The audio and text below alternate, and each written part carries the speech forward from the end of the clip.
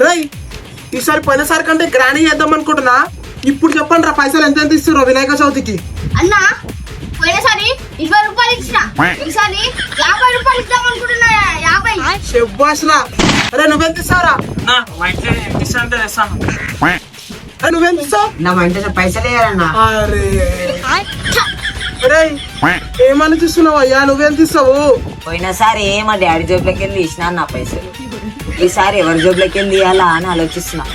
తీసినావు కానీ 30 రూపాయల కంటే ఎక్కువ తీయాలి, అర్థమవుతుందా? సరే అన్న. రేయ్ ఇట్లయితే ఖాళీగా ఉంటే సరిపోదు, పండుగ దగ్గరకు వచ్చేస్తుంది. ఏమైనా సామాన్లు గిమ్మలు దొరికితే తీసుకొచ్చేద్దాం. పోదామురా, నడువురా. ఇక్కడ కవర్ కనిపిస్తుందా?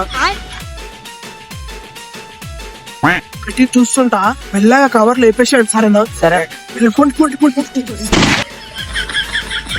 మెల్లగా మెల్లగా.